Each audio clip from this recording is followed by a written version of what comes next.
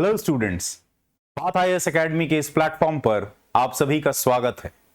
मैं हूं अमृतेश भूषण, आपके इतिहास का टीचर, और आज हम अपने एमसीक्यू रिवीजन सीरीज के श्रृंखला में अगले वीडियो के साथ आपके सामने उपस्थित हुए हैं, जहां हम मराठा साम्राज्य के बारे में एमसीक्यूज के जरिए इस पूरे काल को हम समझने और उसको रिवाइज करने का प्रयास करेंगे, जो कि आपके आने वाले सीजीपीएससी प्रीलिम्स की परीक्षा के लिए बहुत ही महत्वपूर्ण टॉपिक है।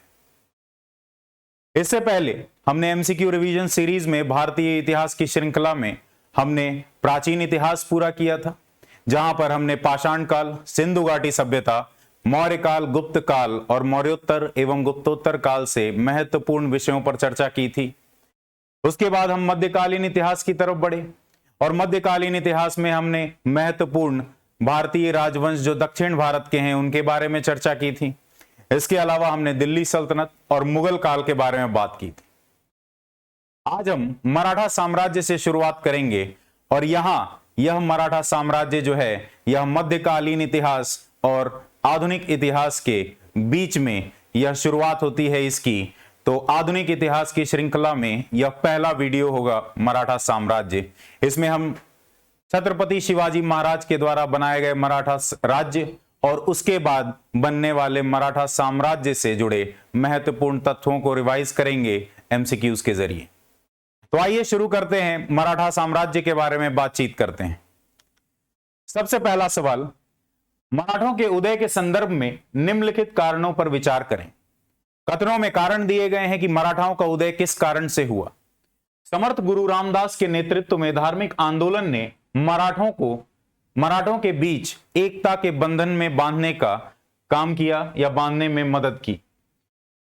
क्या यह स्टेटमेंट सही है? क्या यह एक कारण बनता है? समर्थ गुरु रामदास जो हैं वो आपके छत्रपति शिवाजी महाराज के गुरु हुआ करते थे। भक्ति आंदोलन से संबंधित यह एक बहुत ही महत्वपूर्ण व्यक्ति हैं और इन्होंने छत्रपति शिवाजी महाराज को यह कहा था कि आपके लिए मराठा साम्राज्य को या मराठाओं को एकजुट करना आपके लिए जरूरी है और यही आपके जीवन का गंतव्य है।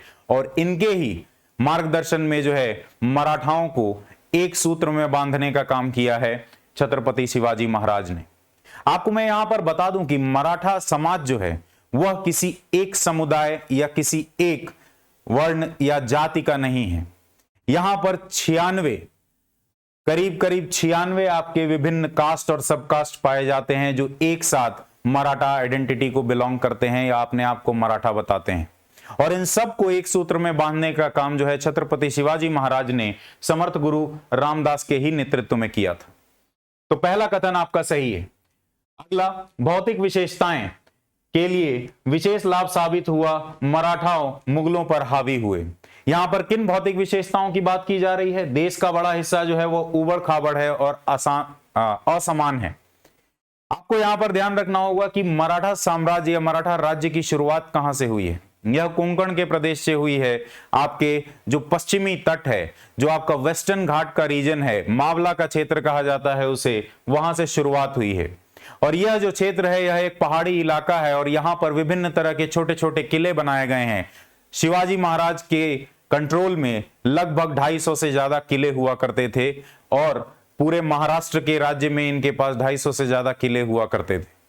और ये चूंकि उबड़ खाबड़ हिस्सा हुआ करता था, यह एक पठारी या पहाड़ी क्षेत्र है, तो उसके कारण मुगलों पर हावी होना जो है मराठों के लिए बहुत आसान हो जाता है, क्योंकि मराठा जो हैं वो ताकत में भले ही कमजोर हैं, संख्या बल में भले ही कमजोर हैं, लेकिन छापामार युद्ध प्रणाली जो है उसमें बिल्कुल निपुण हैं। और यह एक बहुत बड़ा कारण बनता है, भौतिक विशेषता के कारण ही छापामार युद्ध प्रणाली जो है उसको छत्रपति शिवाजी महाराज ने अपनाया और उसको आगे के मराठा शासकों और पेशवाओं ने उसको आगे बढ़ाने का काम किया।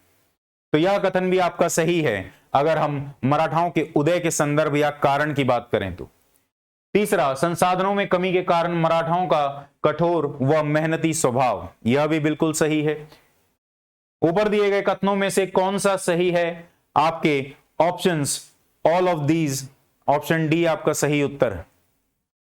अगर हम और कारणों की बात करें तो यहां पर आप देख सकते हैं समर्थ गुरु रामदास जो हैं उन्होंने बंधन में बांधने का, एक सूत्र में बांधने का मार्गदर्शन दिया और इसको संभव बनाया छत्रपति शिवाजी महाराज ने। ज्यादातर चीजें जो मराठाओं से संबंधित हैं, उनके उदय के कारण से संबंधित है, उसको संभव बनाने का काम जो है वो आपके छत्रपति शिवाजी महाराज ने किया है। तो इसलिए इनकी जो शख्सियत है यह अपने आप में एक मराठों के उदय का कारण है। इसके अलावा भौतिक विशेषताएं, जो फिजिकल फीचर्स हैं उस इलाके के, वह भी इनको छापामार युद्ध प्रणाली और अपनी सुरक्षा करने में बहुत महत्वपूर्ण भूमिका निभाते हैं। इसके साथ साथ मराठाओं के उदय के कारण में एक बहुत ही महत्वपूर्ण कारण है औरंगजेब की धार्मिक नीति, जिसके खिलाफ मराठों ने एक दूसरे के साथ एकजुट हुए और दूसरे हिंदू राजा जो हैं उनको भी एकजुट करने का काम बाद में औरंगजेब की मृत्यु के बाद 18वीं शताब्दी में किया जाता है, जिसमें मुख्य भूमिका निभाई है आपके बाजीराव प्रथम ने, जो कि उस समय के महत्वपूर्ण पेशवा थे।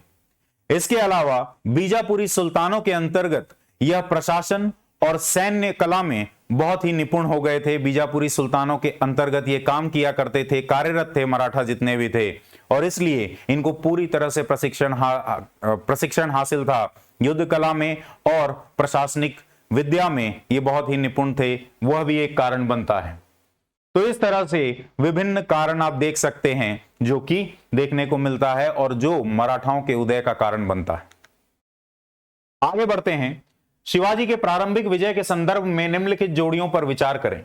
1646 वो साल है जब पहली बार कोई अभियान चालू किया है आपके शिवाजी महाराज ने, हमारे छत्रपति शिवाजी महाराज ने, और तोरण के किले से इसकी शुरुआत की गई थी, जो पूना के पास एक महत्वपूर्ण किला है। और इस किले से मिले खजाने का इस्तेमाल जो है रायगढ़, जो कि सबसे महत्वपूर्ण राजधानी बनी बाद में जाकर मराठों की, रायगढ़ के किले का निर्माण जो है इसी तोरण के किले से, तोरण के पहाड़ी किले पर कब्जा किया था शिवाजी महाराज ने 1646 में, और यह इनके जीवन का पहला अभियान है। इसके बाद 1656 जावली पर विजय। जावली का मराठा सरदार जो है वो उस समय का सबसे शक्तिशाली, सबसे महत्वपूर्ण और सबसे ज्यादा वर्चस्व रखने वाला सरदार हुआ करता था, और जावली पर विजय के बाद मराठों में सबसे महत्वपूर्ण बन गए छत्रपति शिवाजी महाराज, या शिवाजी भोंसले इनका नाम था, और ये सबसे महत्वपूर्ण हो जाते हैं जब जावली पर विजय प्राप्त करते हैं 1656 में। 1677-78 वेल्लोर, जिंजी और तंजौर पर विजय प्राप्त की, यह भी बिल्कुल सही है, आपका अंतिम अभियानों में से है ये छत्रपति शिवाजी महाराज के, क्योंकि 1680 में उनकी मृत्यु हो जाती है। और इससे पहले वेल्लोर, जिंजी और तंजौर, जी हां, तमिलनाडु के क्षेत्र में भी मराठा राज्य का क्षेत्र विस्तार करने का काम छत्रपति शिवाजी महाराज ने किया था अपने अंतिम के समय में, अंतिम के कुछ सालों में। और ये जिंजी का किला ही जो है वो औरंगजेब के खिलाफ लड़ने में, मराठाओं को अपना अभियान चलाने में बहुत मदद करता है, जिस पर अंत तक औरंगजेब जो है वह अपने कार्यकाल के अंतिम में जिंजी पर कब्जा कर पाता है। और राजा राम जो हैं यहां से भागने में सफल हो पाते हैं जब औरंगजेब उन पर आक्रमण करता है। इन सभी युग्मों में तीनों के तीनों युग्म जो हैं वो आपके सही हैं। ऊपर दिए गए युग्मों में से कौन सा सही है, तो आपका सही उत्तर है ऑप्शन डी। अगर हम छत्रपति शिवाजी महाराज के अभियानों की बात करें तो 1646 से शुरुआत होती है तोरण के किले से, 1656 जावली है, 1659 आपका अफजल खान जो है वो बीजापुरी सुल्तान का जनरल हुआ करता था और उसको मारने के लिए भेजा गया था शिवाजी को। शिवाजी ने इसी के किले में घुसकर अफजल खान पर हमला किया और उसे मार गिराया 1659 में।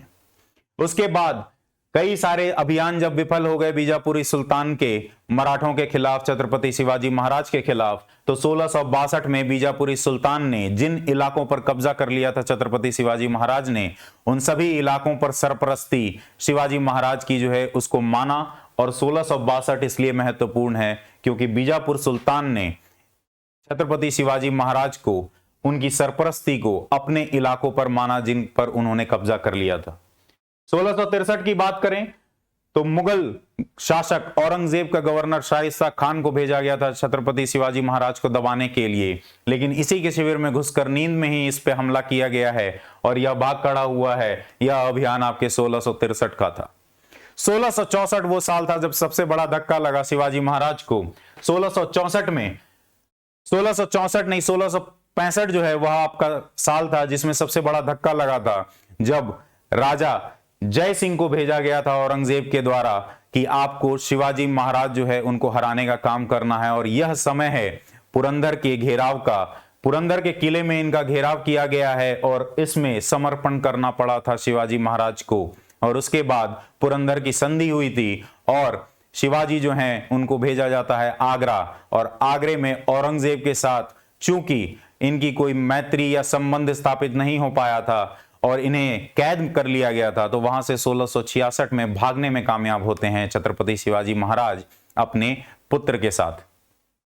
1664 में सूरत पर कब्जा किया है, सूरत पर लूट मचाई है, यह भी एक महत्वपूर्ण अभियानों में से है शिवाजी महाराज के। 1666 में जैसा कि मैंने बताया अपने बेटे संभाजी के साथ कैद कर लिए गए थे औरंगजेब के आगरे के किले में और वहां से भागने में सफल हुए। इसके बाद 1670 में दोबारा जो है सूरत पर हमला किया गया है, वहां लूट की गई है और 1674 वो साल है जब शिवाजी भोसले छत्रपति बने हैं, उनका कोरोनेशन हुआ है, उनकी ताजपोशी हुई है और इस ताजपोशी में महत्वपूर्ण भूमिका निभाई है आपके पंडित गाग भट्ट ने और यहां पर इनको छत्रपति की उपाधि दी गई है और इसके बाद रायगढ़ जो है वह राजधानी बनी है मराठों की। और अंत में जैसा कि हमने बात किया है 1677-78 में आपने कर्नाटक का जो क्षेत्र है यानी कि तटीय तमिलनाडु का जो क्षेत्र है वहां पर जिंजी, वेल्लोर और तंजौर पर कब्जा करने का काम किया है और अंत में 1680 में शिवाजी महाराज का देहांत हो जाता है। आगे बढ़ते हैं अगले सवाल की तरफ। शिवाजी के अधीन मराठा प्रशासन के संदर्भ में निम्नलिखित जोड़ियों पर विचार करें। वाकेनाविस, खुफिया, डाक और गृह विभाग से संबंधित अधिकारी। सुरनविस, यह बिल्कुल सही है। सुरनविस या सचिव, वह शाही पत्राचार का प्रमुख था, यह भी बिल्कुल सही है। और तीसरा सुमंत या दाबीर, जो समारोहों का मास्टर हुआ करता था या समारोहों का प्रमुख हुआ करता था। ऊपर दिए गए युग्मों में से कौन सा सही है? आपका सही उत्तर है ऑप्शन डी। ये तीनों जो पद हैं, ये तीनों के तीनों पद शिवाजी महाराज के द्वारा बैठाए गए प्रशासनिक व्यवस्था में अष्टप्रधान, जो उनके मंत्री परिषद हुआ करता था, जो 8 लोगों का एक समूह हुआ करता था जो मंत्री परिषद की तरह काम करता था, उस मंत्री परिषद अष्टप्रधान में से ये 3 लोग आपके अष्टप्रधानों में से हैं और इनका कार्य जो है वह बिल्कुल सही सुमेलित है। अगर शिवाजी महाराज के समय हम मराठा प्रशासन की बात करें तो यहां पर छत्रपति जो हैं वो आपके राजा हुआ करते थे। इनके अंतर्गत जो है वो मंत्रिमंडल हुआ करता था, काउंसिल ऑफ मिनिस्टर्स हुआ करता था, जिसे अष्टप्रधान कहा जाता था और अष्टप्रधान की स्थापना जो है शिवाजी महाराज के ही समय में हुई थी। इसके अलावा प्रांतों में बंटवारा किया जाता था और प्रांतों का बंटवारा जो है मौजों में और मौजों का बंटवारा जो है वो परगना में, और परगना के नीचे आपके गांव हुआ करते थे जिन्हें तरफ कहा जाता था। तो इस तरह से विभिन्न प्रशासनिक इकाइयां, केंद्रीय प्रशासन आप देख सकते हैं यहां पर। अगर हम अष्टप्रधान की बात करें तो इसमें 8 जो मंत्री हैं उसमें सबसे महत्वपूर्ण आपका प्रधानमंत्री या चीफ मिनिस्टर या पेशवा है, जो शुरुआती समय में जो जनरल फाइनेंस, वित्त विभाग को देखा करता था, जनरल एडमिनिस्ट्रेशन को देखा करता था, लेकिन बाद में इसे प्रधानमंत्री की तरह इसको माना गया और शाहू जी के समय में 18वीं शताब्दी में पेशवाई का उदय होता है और पेशवा जो है वो सबसे महत्वपूर्ण बनता है मराठा साम्राज्य में। दूसरा अष्टप्रधान है आपका सेनापति या सरे नौबत, जो आपका मिलिट्री कमांडर है। इसके बाद है मजुमदार या अमात्य, यह आपका रेवेन्यू या राजस्व और वित्त और लेखा विभाग जो है उसका पदाधिकारी हुआ करता था। वाकेनाविस या मंत्री जो है यह आपका इंटेलिजेंस, खुफिया विभाग, डाक और इसके अलावा गृह विभाग का जो आपका प्रमुख हुआ करता था वो वाकेनाविस था। सुरनाविस या सचिव, यह आपका शाही पत्राचार का प्रमुख था। सुमंत या दाबीर, यह सारे समारोहों का मास्टर था। और न्यायाधीश और पंडित राव, ये आपके न्यायिक प्रणाली से जुड़े थे और पंडित राव या सदर जो है वो रिलीजियस एडमिनिस्ट्रेशन से जुड़े हुए थे, धार्मिक प्रशासन से जुड़े हुए थे। सारे धार्मिक कार्य, जितनी भी चैरिटी की जाती थी, जितने भी भूमि अनुदान दिए जाते थे धर्म के नाम पर, वो सारा पंडित राव के द्वारा किया जाता था। अगर हम आगे बढ़े और प्रशासन में बात करें राजस्व की, तो यहां पर मराठा साम्राज्य में राजस्व का जो 2 सबसे प्रमुख स्रोत था वो भू राजस्व नहीं बल्कि आपका चौथ और सरदेशी मुख था। चौथ यानी कि 1/4, और आप 1/4 राजस्व मांगेंगे उन लोगों से जिनको आपके आक्रमण से बचना है। आप 1/4 भू राजस्व लेते हैं किसी भी और राजा से, किसी भी और शासक से, सुल्तान से, मुगल बादशाह से, कि आप इन सब जगहों पर यहां पर आपको 1/4 भू राजस्व दिया जाएगा ताकि आपके आक्रमण से वे लोग सुरक्षित रहें। वहीं दूसरी तरफ सरदेशी मुख जो है वह एक सरपरस्ती का चिन्ह हुआ करता था, प्रतीक हुआ करता था। यह अतिरिक्त 10% कर लगाया जाता था उन इलाकों में जो मराठा सरदार या शिवाजी महाराज जो है जिन इलाकों को मानते थे कि वो मराठाओं की भूमि है और उन पर क्लेम करते थे, उन सारे जगहों से 10% अतिरिक्त कर लिया जाता था, जिसे सरदेशी मुख कहा जाता था। अगर हम भू राजस्व की बात करें तो यहां पर मापन हुआ करता था, सर्वेक्षण हुआ करता था और जो हिस्सा था राज्य का वह 2/5 हिस्सा जो है उत्पादन का राज्य का हुआ करता था, जो लोगों को या किसानों को राज्य को देना पड़ता था। आगे बढ़ते हैं अगले सवाल की तरफ। शिवाजी के अधीन मराठा प्रशासन के संदर्भ में निम्नलिखित कथनों पर विचार करें। राज्य को एक सूबेदार के अधीन प्रांतों में विभाजित किया गया था जिन्हें प्रांत कहा जाता था, यह बिल्कुल सही है। इसके अलावा गांव प्रशासन की सबसे निचली इकाई थी और उन्हें मौजा कहा जाता था, यह भी बिल्कुल सही बात है। इसके अलावा देश पांडे और देशमुख परगना के प्रमुख के रूप में काम करते थे, यह भी बिल्कुल सही बात है। तो ऊपर दिए गए कथनों में से कौन सा सही है? आपका सही उत्तर है ऑप्शन डी। आगे बढ़ते हैं, प्रशासनिक इकाइयों के बारे में जानते हैं। यहां जो आपके प्रांत हैं उन्हें प्रांत ही कहा जाता था, उनके नीचे जिले आते थे जिन्हें तर्फ कहा जाता था, तर्फ के नीचे आपके परगना हुआ करते थे जो आपके उप जिले हुआ करते थे, वह उसके नीचे भी आपके गांव आया करते थे जिन्हें मौजा कहा जाता था। और अगर आप यहां देखें तो सबके प्रमुख आपको दिए हैं। प्रांत के प्रमुख जो है वो सूबेदार है, सूबेदार के ऊपर भी एक सुपरविजन करने के लिए सर सूबेदार हुआ करता था।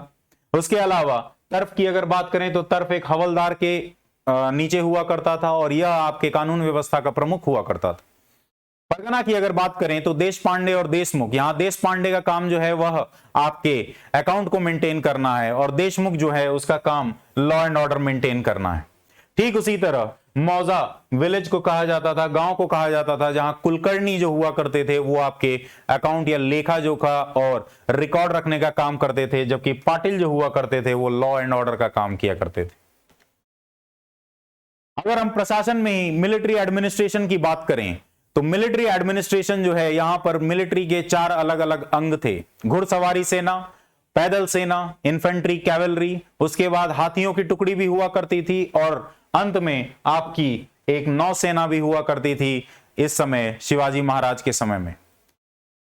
कैवलरी जो है वो सबसे महत्वपूर्ण होती थी क्योंकि छापामार युद्ध प्रणाली में जो घुड़सवार की सेना है, घुड़सवारों की सेना जो है या घोड़ों की सेना जो है वह सबसे महत्वपूर्ण हुआ करती थी छापामार युद्ध प्रणाली में और इसे पग कहा जाता था। और यहां पर 25-25 लोगों का या घुड़सवारों का समूह हुआ करता था और इस समूह का जो सबसे प्रमुख हुआ करता था वो हवलदार हुआ करता। और अगर हम रैंक की बात करें, अलग अलग रैंकों को देखें तो एक हवलदार के नीचे 25 घुड़सवार हुआ करते थे। उसके बाद 5 हवलदार के ऊपर एक जुमलेदार, जुमलेदार के ऊपर आपका हजारी और हजारी के ऊपर पंच हजारी और पंच हजारी के ऊपर होता था सबसे आपका सरे नौबत, जो पूरे घुड़सवारी सेना का जो है आपका प्रमुख हुआ करता था। और हर एक अंग के सरे नौबत के ऊपर जो आपका केंद्रीय मंत्री परिषद का अष्टप्रधान का सरे नौबत है वह आया करता था।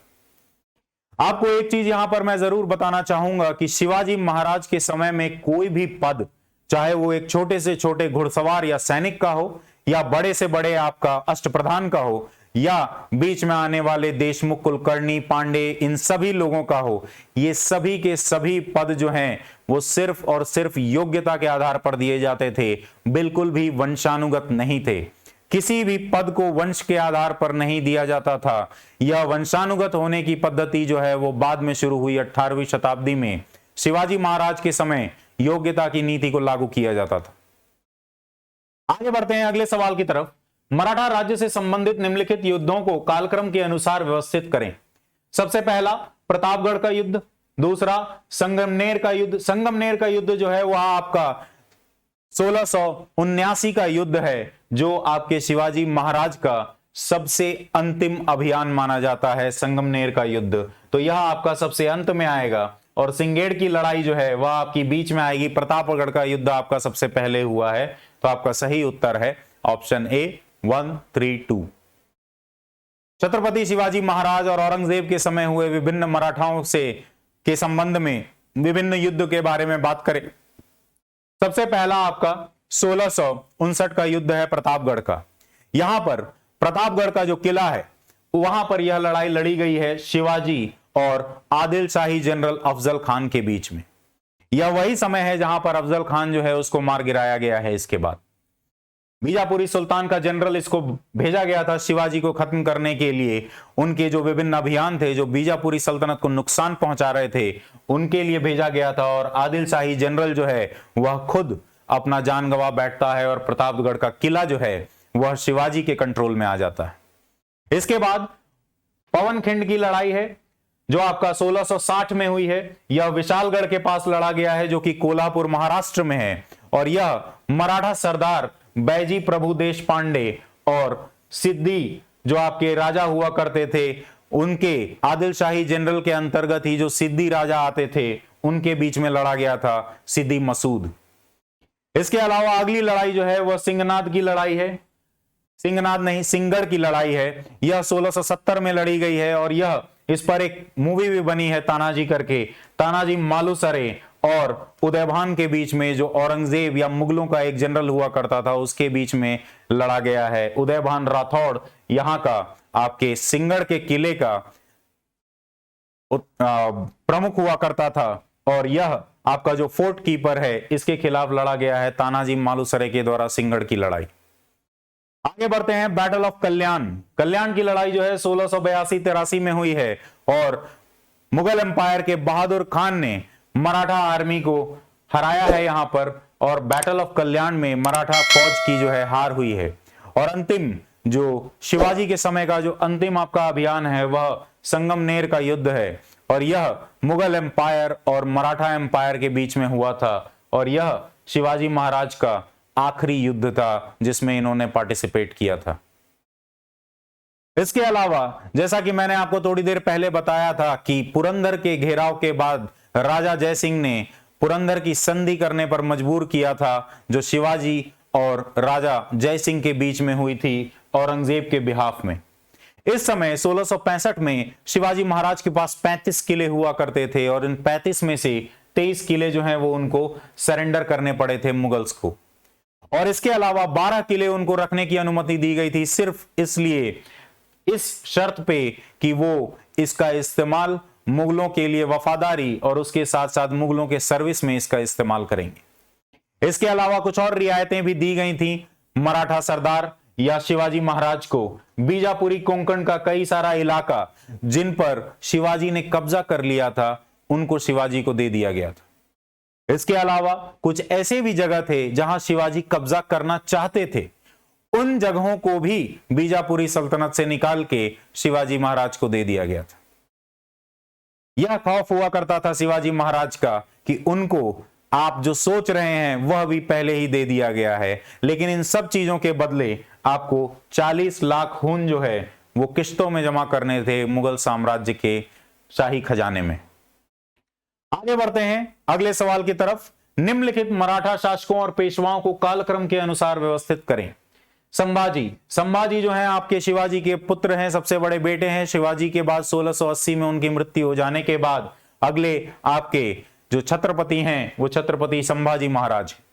इसके बाद बालाजी बाजीराव जो हैं वो पेशवा हैं, और पेशवा जो हैं वो आपके 18वीं शताब्दी के पेशवा हैं। 1740 से 1761 का कार्यकाल है इनका। इसके अलावा रघुनाथ राव जो है वो माधवराव के बाद आते हैं और आपके प्रथम आंग्ल मराठा युद्ध से संबंधित हैं 1772 में। इसके बाद राजा राम जो है वो शिवाजी महाराज के सबसे छोटे बेटे थे, और संभाजी के बाद संभाजी की मृत्यु 1689 में हो जाती है, और उसके बाद राजा राम जो है वह आपके राजा बनते हैं, छत्रपति बनते हैं संभाजी के बाद। तो आप अगर इसको कालक्रम के अनुसार लगाना चाहते हैं तो आपका सही उत्तर होगा 1 4 2 3। यहां पर ऑप्शंस नहीं दिए गए हैं, लेकिन आप इसे अपने हिसाब से कालक्रम के अनुसार जोड़ सकते हैं। यह इनका कालक्रम है, यह इनका समय है जब इनका कार्यकाल था। तो मराठा सरदारों और छत्रपति और पेशवा कौन कौन अलग अलग समय पे आए उनके बारे में थोड़ा जान लेते हैं इसी बहाने। संभाजी महाराज जैसा कि मैंने कहा 1680 से 1689 तक रहते हैं और इनको जो है कब्जा कर लिया था इन पर मुकारिब खान ने, जो एक मुगल शासक का जनरल हुआ करता था, और इनको मार दिया गया था उसके द्वारा। इसके बाद राजा राम जो शिवाजी के छोटे बेटे थे वो गद्दी पर बैठते हैं और मुगल्स ने इनके समय जो है रायगढ़ के किले पर कब्जा कर लिया है, जो कि मराठा राज्य की राजधानी हुआ करती थी। और इस समय संभाजी के जो बेटे हैं शाहू जी, उनको भी बंदी बना लिया गया है औरंगजेब के द्वारा। यहां औरंगजेब जो है जिंजी पर भी कब्जा करने में सफल होता है, लेकिन राजा राम जो है वो वहां से भाग निकलते हैं और उनको नहीं पकड़ा जा पाया है औरंगजेब के द्वारा। 1700 में इनकी मृत्यु हो जाती है और 1700 में शिवाजी द्वितीय, जो राजा राम का एक नाबालिग बेटा है, उसे गद्दी पर बैठाया जाता है और उसकी मां उसकी संरक्षक बनती है, जिसका नाम है ताराबाई। 1707 में औरंगजेब की मृत्यु के बाद बहादुर शाह प्रथम जो अगले मुगल शासक बनेंगे, वह शाहू जी जिसे बंदी बनाकर रखा गया है उसे छोड़ देते हैं। और शाहू जी, चूंकि यह बच्चा नाबालिग है और चूंकि आप वंश के हिसाब से देखें तो संभाजी के ज्येष्ठ पुत्र शाहू जी हैं, तो शाहू जी जो है वह मराठा छत्रपति की गद्दी पर बैठने के लिए अपना क्लेम जो है, प्रस्ताव जो है रखते हैं। और इसके कारण ताराबाई और इनके बीच में युद्ध लड़ा जाता है, जिसे खेड़ की लड़ाई कहा जाता है। 1708 में यह खेड़ की लड़ाई लड़ी गई है, जिसमें ताराबाई जो है उनकी हार हुई है। और यहां पर बैटल ऑफ खेड़ में शाहू जी जो है वो अगले छत्रपति बन के आएंगे और इनकी मदद की है पहले पेशवा, जिनके समय में पेशवाई का उदय हुआ है, जिनके समय पेशवा जो है सबसे महत्वपूर्ण पद बना है, छत्रपति से भी महत्वपूर्ण पद बना है। पहले पेशवा नहीं है तो वो 7वें पेशवा, लेकिन पहले महत्वपूर्ण पेशवा बनते हैं जो वर्चुअल रूलर की तरह काम करते हैं, क्योंकि शाहू जी जो है उनको पूरी तरह से आजादी भी देते हैं और खुद एक नाकाबिल शासक जो है साबित होते हैं। आपके बालाजी विश्वनाथ, उनका समय आएगा और उन्होंने खेड़ के युद्ध में शाहू जी का साथ दिया है और उसके बाद पेशवाई का उदय देखने को मिलता है 18वीं शताब्दी में। तो यहां पर पेशवाई का उदय होता है और बालाजी विश्वनाथ आपके पहले पेशवा बनते हैं 1713 में। इससे पहले चूंकि खेड़ की लड़ाई में उन्होंने मदद किया था शाहू जी का, तो उन्हें सेना करते की उपाधि दी गई थी, यानी कि सेनाओं को जुटाने वाला। इसके अलावा सैयद बंधुओं के साथ एक महत्वपूर्ण समझौता इन्होंने किया था, जिसके तहत पूरे दक्खन के जितने भी 6 मुगल सूबे थे, उन सभी सूबों का आपको चौथ और सरदेशी मुख जो है वह दे दिया गया है सैयद बंधुओं के द्वारा, जो इस समय मुगल साम्राज्य में, पिछले ही वीडियो में हमने बात की है मुगल साम्राज्य के वीडियो में, जब हमने लेटर मुगल्स की बात की थी, तो वहां पे आपको याद होगा कि सैयद बंधु जो है फर्रुखशियार को जो है वह बनाने में सफल होते हैं। और फर्रुखशियार के समय में ही सैयद बंधुओं के द्वारा जो है आपको एक नया फरमान दिया जाता है कि आपके पास चौथ और सरदेशी मुख का अधिकार है, आपको 1/4 भू राजस्व और 10% अतिरिक्त कर 6 मुगल सूबों से दिया जाएगा। इस तरह से मुगल दरबार का पतन होता है और मराठा साम्राज्य जो है वह धीरे धीरे आगे बढ़ता है पेशवाई के नेतृत्व में। और इसके कारण पेशवाई जो है आपकी यहां से बालाजी विश्वनाथ के समय से पेशवाई जो है वो बहुत ही महत्वपूर्ण हो जाती है और उसके बाद पेशवा जो है उनकी भूमिका महत्वपूर्ण हो जाती है मराठा साम्राज्य में।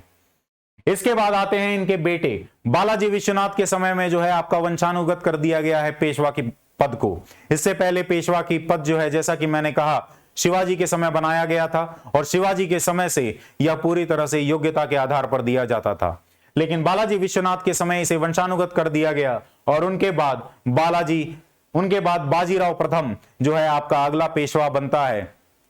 यह 1720 से 1740 तक इसका कार्यकाल है और सबसे ज्यादा क्षेत्र विस्तार अगर मराठा साम्राज्य का हुआ है तो वह बालाजी प्रथम के समय में हुआ है। निजामों को, गुजरात को, मालवा को, बुंदेलखंड को, सबको हराने का काम जो है बाजीराव प्रथम ने किया है। और इसके समय निजाम के साथ 2 महत्वपूर्ण लड़ाई आपको देखने को मिलेगी, पालखेड़ की लड़ाई और भोपाल की लड़ाई।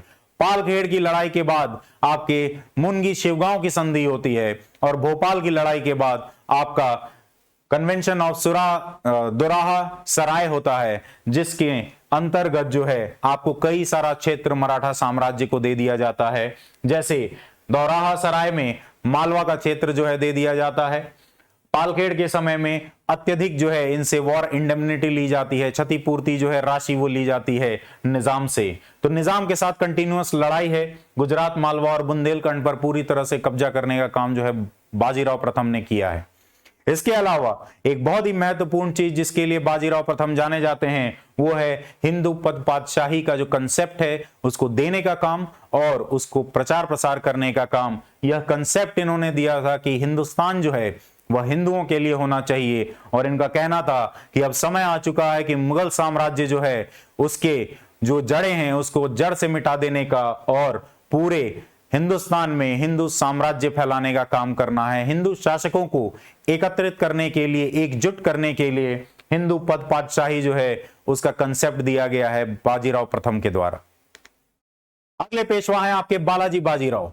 बालाजी बाजीराव जो है वो महत्वपूर्ण रूप से इन चीजों के लिए जाने जाते हैं। सबसे पहला जो है नॉर्थ वेस्टर्न प्रोविंस, जो उत्तर पश्चिमी क्षेत्र थे मुगलों के, इंडस नदी तक चौथ जो है वो इकट्ठा किया जाता है और मराठा साम्राज्य जो है उसका विस्तार आपके इस समय में हुआ है। अटक से कटक तक मराठा साम्राज्य पहुंचा है बालाजी बाजीराव के समय में। अटक आपका उत्तर पश्चिमी क्षेत्र पेशावर के पास है और कटक जो है वो आपका उड़ीसा का क्षेत्र है। यहां पे आपको एक चीज और ध्यान दिला दूं कि मराठा राज्य का गठन किया था छत्रपति शिवाजी महाराज ने और मराठा साम्राज्य जो है वो बनाया गया है आपके बाजीराव प्रथम के समय में। पूरी तरह से मराठा कन्फेडरेसी का डेवलपमेंट इस समय होता है और अलग अलग राज्यों में बांट दिया जाता है पूरे मराठा साम्राज्य को। यहां पे आपके ग्वालियर के सिंधिया, इंदौर के होलकर, बड़ौदा के गायकवाड़, पूना के पेशवा और नागपुर के भोंसले ये आपके महत्वपूर्ण शासक बनते हैं बाजीराव प्रथम के समय में और मराठा कॉन्फेडरेसी जो है उसका गठन किया जाता है और इन सभी राजाओं को अपने अपने क्षेत्र में पूरी स्वायत्ता दी जाती है आंतरिक प्रशासनिक मुद्दों पर। और पेशवा जो है वह उनका और छत्रपति जो है वह उनका सिर्फ एक तरह से नॉमिनल हेड बन के रह जाता है। हालांकि पेशवा जो है उसकी पकड़, जब तक पेशवा जो है ताकतवर रहेगा उसकी पकड़ हमेशा इस मराठा कन्फेडरेसी पे बहुत तेज रहेगी। तो मराठा साम्राज्य की शुरुआत होती है बाजीराव प्रथम के समय में और वो आगे बढ़ाया जाता है बालाजी बाजीराव के समय में। तीसरे पानीपत के युद्ध के समय भी यही पेशवा रहते हैं जो अहमद शाह अब्दाली और मराठों के बीच में लड़ा जाता है और मराठा सेना की अगुवाई जो है तीसरे पानीपत की लड़ाई में सदाशिवराव भाऊ ने की थी और संगोला की संधि जो है उसके लिए भी इनको जाना जाता है, जिसके बाद छत्रपति जो है वो पूरी तरह से यहां पेशवाई का उदय हो जाता है और पेशवा ही सर्वस्व सर्वोच्च शक्ति बनकर उभरता है मराठा साम्राज्य में। वह होता है संगोला की संधि के कारण। बालाजी बाजीराव के बाद माधवराव आते हैं। पानीपत की लड़ाई के बाद जो मराठा शासन, राज्य और मराठा ग्लोरी और प्राइड को जो नुकसान पहुंचा है उसका जो पुनर्उत्थान करने का काम माधवराव के समय में किया गया है 1761 से 72 तक। 72 में इनकी मृत्यु हो जाने के बाद नारायण राव आते हैं 2 साल के लिए, जिनको मार दिया जाता है रघुनाथ राव के द्वारा। जो क्वेश्चन में हमने देखा था रघुनाथ राव यही जिम्मेदार हैं आपके सबसे पहले आंग्ल मराठा युद्ध के। अंग्रेजों को मौका मिल गया जब रघुनाथ राव जो है उनके पास जाते हैं मदद मांगने के लिए अपने साम्राज्य को, अपने आप को पेशवा बनाने के लिए, और इनके खिलाफ खड़े हैं नाना फडणवीस। यहां नाना फडणवीस जो हैं वो मराठा सरदारों के 12 मराठा सरदार हुआ करते थे जिन्हें बड़ा भाई कहा जाता था और उन बड़े भाई जो समूह है उस समूह के सरदार होते थे आपके नाना फडणवीस।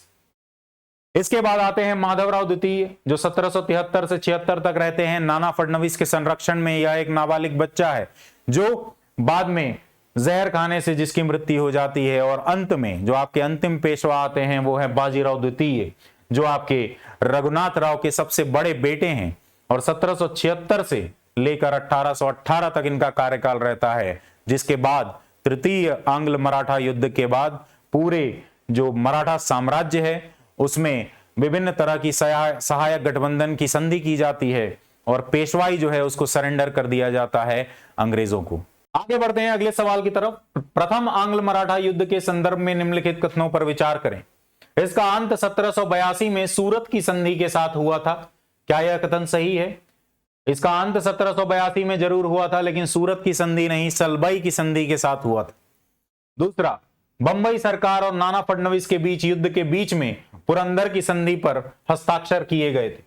पुरंदर की संधि जो है वो आपका 1776 में होती है, और 1776 में पुरंदर की संधि जो है वो नाना फडणवीस और कलकत्ता परिषद के साथ की गई है, कलकत्ता सरकार के साथ की गई है, ना कि बंबई सरकार के साथ।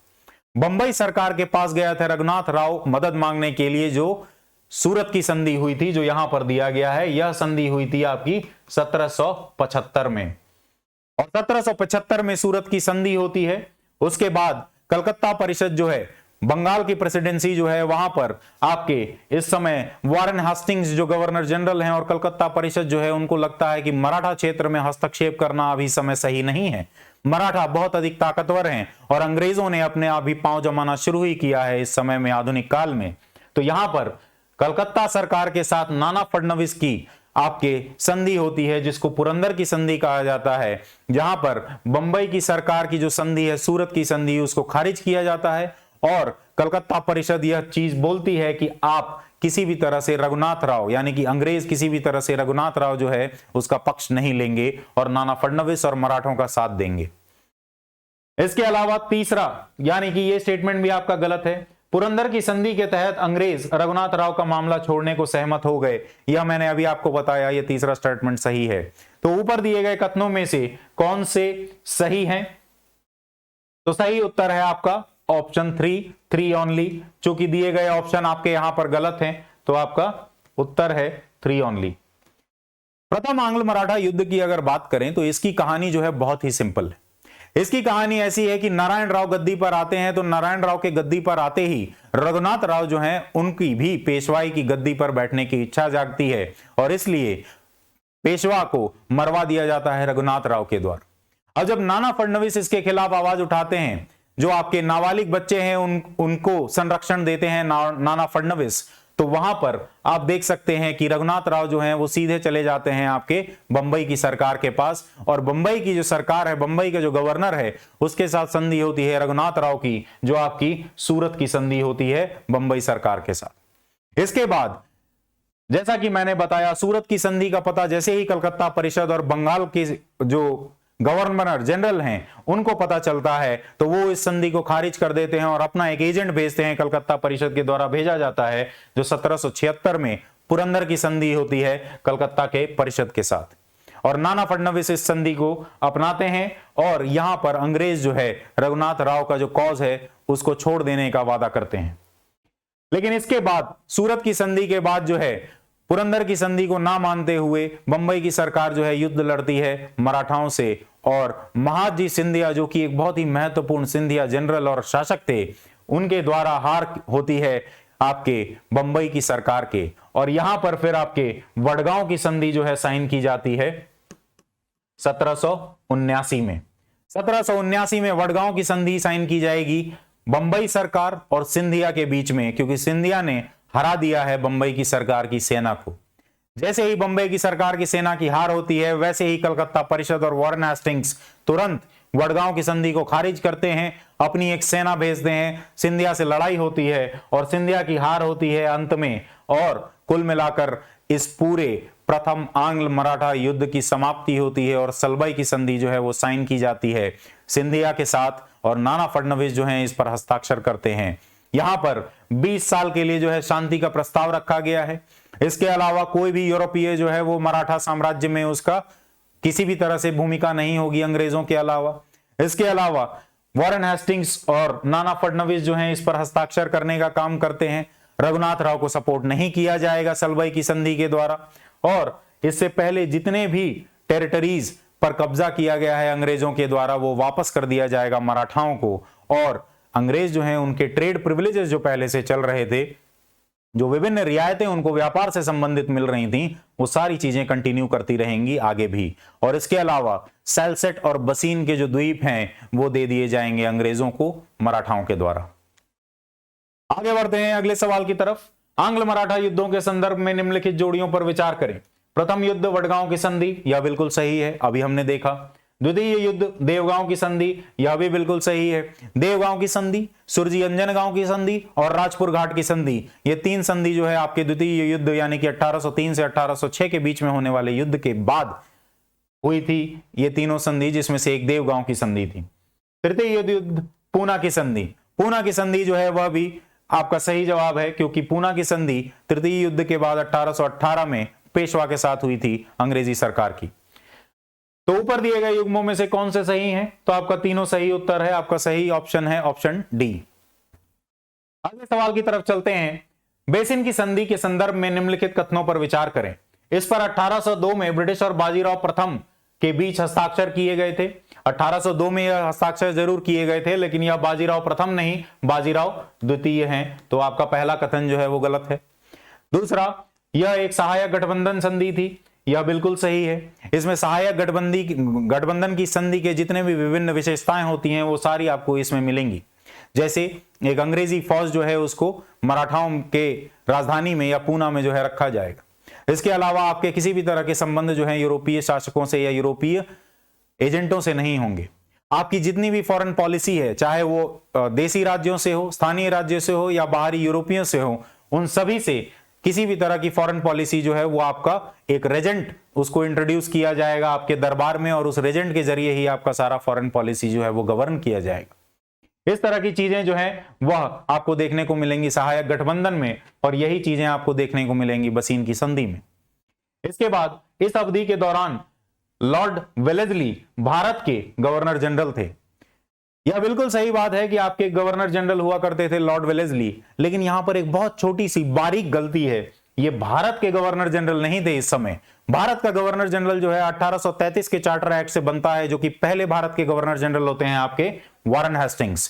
यहां लॉर्ड वेलेस्ली जो है वो बंगाल के गवर्नर जनरल हैं, ना कि भारत के। तो आपका यह भी गलत है। तो इसमें से ऊपर दिए गए कथनों में से कौन से सही हैं? इस क्वेश्चन में सही नहीं होना चाहिए था।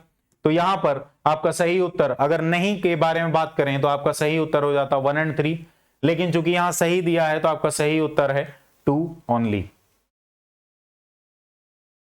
आइए आगे बढ़ते हैं और आंग्ल मराठा युद्धों के बारे में बात करते हैं। यहां पर द्वितीय युद्ध जो है, ये द्वितीय युद्ध का कारण क्या बनता है? वही कारण जो प्रथम युद्ध का बनता है। वहां जैसे रघुनाथ राव को पेशवा बनना था, ठीक उसी तरह से यहां पे बाजीराव द्वितीय जो है उनको पेशवा बनना है। और पेशवा तो ये पहले से हैं, लेकिन इनके कार्यक्रमों के कारण जो है आप जसवंत राव होलकर जो हैं उनके भाई विट्ठू जी को मार दिया जाता है पेशवा के दरबार में, क्योंकि उस समय कुछ डिस्प्यूट हो गया था होलकर के साथ। होलकर जो है वो आपके इंदौर के शासक हैं, मराठा कॉन्फेडरेसी के एक हिस्सा हैं, और जसवंत राव होलकर जो है उस समय यहाँ के शासक थे। और पेशवा ने विट्ठू जी जो जसवंत राव होलकर के भाई हैं उनको मरवा दिया है अपने ही दरबार में, जिसके कारण जसवंत राव होलकर ने युद्ध लड़ा है। और इसके बाद बाजीराव द्वितीय जो है उसको भागना पड़ा है अपनी पेशवाई की गद्दी पूना में छोड़ के। और बाजीराव द्वितीय जो है वो अपना भाग कर जाता है और बसीन की संधि जो है उसको साइन करता है अंग्रेजों के साथ, जो कि आपकी एक सहायक गठबंधन की संधि है, और अंग्रेजों से मदद मांगी जाती है इसके द्वारा। इस समय विनायक राव जो है उनको पेशवा बना दिया जाता है जसवंत राव होलकर के द्वारा। तो बसीन की संधि होती है, और जैसा कि मैंने आपको कहा है कई सारी चीजें यहां पर इसके टर्म्स एंड कंडीशंस में हैं। 26 लाख रुपए जो है उतने की टेरिटरी जो है आपको दी जाएगी अंग्रेजों को। किस लिए दी जाएगी? क्योंकि कई सारी फौज जो है आपकी मदद के लिए पूना में हमेशा रहेगी, पेशवा की टेरिटरी में रहेगी। उस फौज का रखरखाव जो है वो 26 लाख रुपए सालाना है, और इसलिए आपको ऐसी भूमि देनी है जिसका राजस्व सालाना 26 लाख रुपए हो। इसके अलावा निजाम के क्षेत्र में जो चौथ और सरदेशी मुख जो इकट्ठा किया करते थे मराठा अपने चरम के समय में, उसको छोड़ना होगा, उसके क्लेम्स को आपको छोड़ना होगा। दूसरे जितने भी स्टेट्स हैं उन सब से रिलेशंस जो है वो ब्रिटिश ही आपकी तय करेंगे। और निजाम गायकवाड़, यहां पर ध्यान रहे कि गायकवाड़ जो हैं वह भी आपके ब्रिटिशर्स के दोस्त हैं, जबकि वो मराठा कॉन्फेडरेसी का हिस्सा थे। तो गायकवाड़, निजाम और मराठा, इन तीनों में कभी भी कोई मतभेद होगा तो मध्यस्थता जो है उसमें अंग्रेजों की स्वीकार की जाएगी। तो द्वितीय आंग्ल मराठा युद्ध जो है इसलिए लड़ा जाता है क्योंकि यहां सब्सिडियरी अलायंस या सहायक गठबंधन की संधि जो है वेलेस्ली के कहने पर बाजीराव द्वितीय उनसे मदद मांगने जाते हैं, तो ये साइन कर लिया जाता है, और ये मराठा सरदारों पर, उनके अहम पर एक चोट पहुंचाने का काम करता है, जिसके बाद सारे मराठा सरदार जो हैं यहां एक एक करके आपको अंग्रेजों के साथ लड़ेंगे और उन्हें हार का सामना करना पड़ेगा। इसमें जो पहली दो संधि है, देवगांव की और सुरजी अंजनगांव की संधि जो है, यह भोंसले और सिंधिया के साथ हुई है। ये क्रोनोलॉजिकल ऑर्डर में ही दिया गया है और ये दोनों संधि जो होती है, ये दोनों संधि आपकी सहायक गठबंधन की संधि है, क्योंकि यह वेलेस्ली के समय में हुई है। यहां आपको यह ध्यान रखना है कि सहायक गठबंधन की संधि नहीं है यह राजपुर घाट की संधि, और ना ही यह संधि वेलेस्ली के साथ हुई है या वेलेस्ली के समय हुई है, क्योंकि वेलेस्ली का कार्यकाल जो है वो 1805 के मध्य में ही खत्म हो गया है और अंत में आपके जॉर्ज बार्लो जो हैं वो नए बंगाल के गवर्नर जनरल बनकर आते हैं, जो इस संधि को साइन करेंगे अंग्रेजों की तरफ से। और यह संधि जो है वो आपकी होलकर के साथ होती है, जिनको अंतिम में हराया जाता है। भोंसले और सिंधिया जो है उनकी हार पहले ही हो जाती है 1803 में, और भोंसले के साथ देवगांव की संधि और सिंधिया के साथ सुरजी अंजनगांव की संधि होती है। अगर हम तीसरे आंग्ल मराठा युद्ध की बात करें तो बाजीराव द्वितीय जो है वो अपने सहायक गठबंधन की संधि को अपनाकर जो है बहुत पछता रहे थे। क्यों पछता रहे थे? क्योंकि हर आंतरिक मामले में भी बसीन की संधि में यह लिखा गया था कि आपके आंतरिक मामलों में दखल नहीं दिया जाएगा, लेकिन किसी न किसी बहाने से ब्रिटिश इंटरेस्ट का जायजा देके या फिर आपके विदेश नीति का हवाला देके आपके आंतरिक मामलों में दखल दिया जा रहा था। आपके पूरे के पूरे एडमिनिस्ट्रेशन पर ब्रिटिशर्स का, ब्रिटिश रेजेंट का कब्जा हो जा रहा था, और इस चीज से आपको यह समझ में आया कि आपने जो दोस्ती की है वह दोस्ती आपको बहुत महंगी पड़ी है, यह संधि आपके साम्राज्य के लिए बहुत नुकसानदायक है। इसके साथ साथ लॉर्ड हास्टिंग्स 1813 में आते हैं और 1813 में ब्रिटिश सर्वोच्चता की नीति या ब्रिटिश सर्वोपरि की नीति जो है उसको अपनाते हैं, पैरामाउंसी की नीति को अपनाते हैं, जिसमें सारे जो नेटिव स्टेट्स हैं वो सारे के सारे आ जाते हैं ब्रिटिश साम्राज्य के अंतर्गत या इंग्लिश ईस्ट इंडिया कंपनी के प्रशासन के अंतर्गत। और यहां पर पिंडारी जो कि सहायक हुआ करते थे मराठाओं के, उनका विनाश जो है वो शुरू किया जाता है, एक एक करके उन्हें खत्म करने का प्रयास किया जाता है लॉर्ड हास्टिंग्स के द्वारा। और पिंडारी जो हैं वो पुराने सहायक रहे हैं मराठाओं के, और वो ज्यादातर मराठा के क्षेत्र में ही बसे हुए थे। तो इन कारणों से जो है आपका तृतीय आंग्ल मराठा युद्ध की शुरुआत होती है। बाजीराव द्वितीय जो पेशवा हैं वो सारे मराठा सरदारों को एकजुट होने के लिए कहते हैं और अंग्रेजों को उखाड़ बाहर फेंकना चाहते हैं अपने साम्राज्य से, लेकिन फलस्वरूप इसके आपके हार का सामना करना पड़ता है सारे मराठा सरदारों को। और यहां पर पूना की संधि जो है वो साइन की जाती है 1817 में आपके पेशवा के साथ।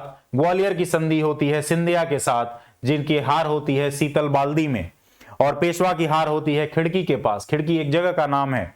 और मंदसौर की संधि जो है वह आपकी होती है होलकर के साथ, जिसे माहिदपुर की लड़ाई में हार का सामना करना पड़ा है। और अंत में 1818 जून में पेशवाई जो है उसको समर्पित कर दिया जाता है अंग्रेजों को, और ये आपके बाजीराव द्वितीय जो हैं वह आपके अंतिम पेशवा होते हैं मराठा कॉन्फेडरेसी के। और अंत में अगर हम बात करें तो पेशवाई को एबॉलिश कर दिया गया है, और यहां पर एक नया जो अंग्रेजों ने जिस मराठा कॉन्फेडरेसी के इलाकों पर कब्जा नहीं किया है, वहां से एक नया स्टेट बनाया गया है सतारा। और सतारा जो है उसमें एक राजा जो है उसको नियुक्त कर दिया गया है, जिनका नाम है प्रताप सिंह।